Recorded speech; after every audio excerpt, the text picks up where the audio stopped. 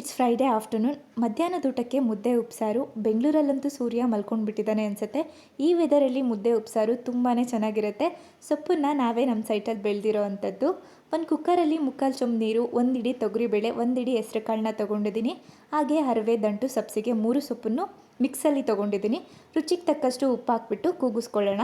ನಿಮಗೆ ಹಸಿಮೆಣ್ಸಿನ್ಕಾಯಿ ಯೂಸ್ ಮಾಡಿಕೊಂಡು ಖಾರ ಮಾಡ್ಕೊಳ್ತೀರಾ ಅಂದರೆ ಇದ್ರ ಜೊತೆ ಹಸಿಮೆಣ್ಸಿನ್ಕಾಯಿ ಕೂಡ ಸೇರಿಸ್ಕೊಂಡು ಕುಕ್ಕರಲ್ಲಿ ಹಾಕ್ಕೊಂಡು ಅದನ್ನು ಕೂಡ ಕೂಗಿಸ್ಕೊಳ್ಬೋದು. ನಾನು ಒಣಮೆಣ್ಸಿನ್ಕಾಯಿ ತೊಗೊಂಡಿದ್ದೀನಿ.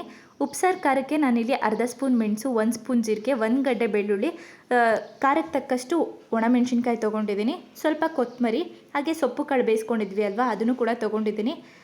ನಿಮ್ಗೆ ಬೇಕು ಅಂದರೆ ತೊಗೊಳ್ಬೋದು, ಇಲ್ಲ ಫ್ರಿಡ್ಜಲ್ಲಿ ತುಂಬ ದಿನ ಸ್ಟೋರ್ ಮಾಡ್ತೀವಿ ಅಂದರೆ ಸೊಪ್ಪು ಕಾಳು ತೊಗೊಳ್ಳೋ ಅವಶ್ಯಕತೆ ಇಲ್ಲ. ಸ್ವಲ್ಪ ಹುಳಿ ನೆನೆಸ್ಕೊಂಡು ಸೇರಿಸ್ಕೊಂಡು ಸ್ವಲ್ಪ ಉಪ್ಪು ಹಾಕ್ಕೊಂಡಿದ್ದೀನಿ. ಉಪ್ಸಾರು ಕಟ್ಟಲ್ಲೇ ಆಲ್ರೆಡಿ ಉಪ್ಪಿರುತ್ತೆ ಅಲ್ವಾ, ನೋಡಿಕೊಂಡು ಉಪ್ಪು ಹುಳಿ ಎಲ್ಲ ಸೇರಿಸ್ಕೊಳ್ಳಿ.